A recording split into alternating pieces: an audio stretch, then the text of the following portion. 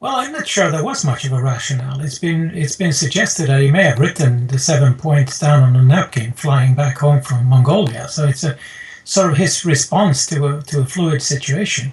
It's also striking that the person who really did some grandstanding here was President Poroshenko in Ukraine, who first put out on his website that there was eternal peace and then kept backtracking the rest of the day. So, I mean, the two people here are grandstanding in front of an audience that is not very clearly specified. And if you look at the two peace plans, they're literally on different planets. And the basic problem is that Mr. Putin keeps insisting that since Russia is not part of the conflict, it cannot be part of the solution. So it's just an innocent bystander. So he's intent on forcing Poroshenko to negotiate directly with the terrorists, as they are known in Kiev. And that's obviously politically impossible for Poroshenko. So the situation is totally gridlocked.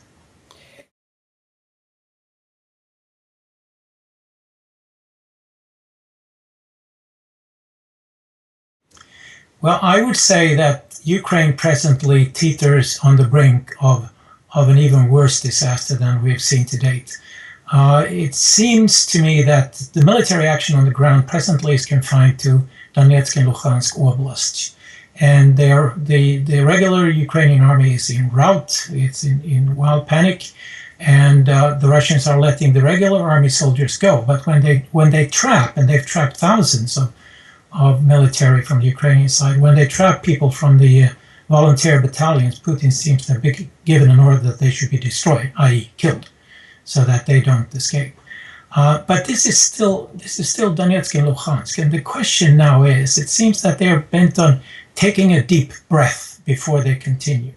Because if they continue into Kharkov, into Zaporozhye Oblast, or into Kherson, going for a land bridge to Crimea, then that would be a really big invasion that will need air support and much heavier artillery support than we've seen to date. That would likely force NATO to take a more active stance and at least supply weapons for the Ukrainian army if it decides to fight, and that would be a terrible escalation. And I think we're teetering on the brink of that. It's not really clear to me that it is clear even to the Kremlin what the next step should be.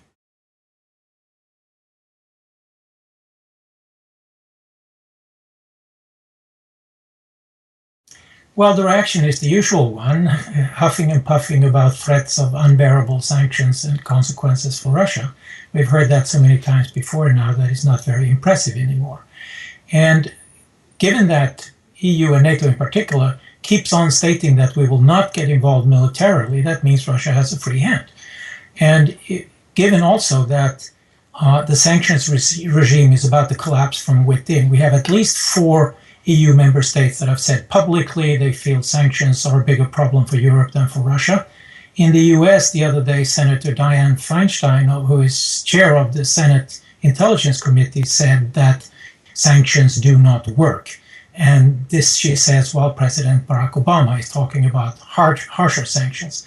So it seems to me that the sanctions regime is eroded and maybe collapsing from within, unless Russia really takes the offensive further west. And if Putin decides to go up to Dnieper River, i.e.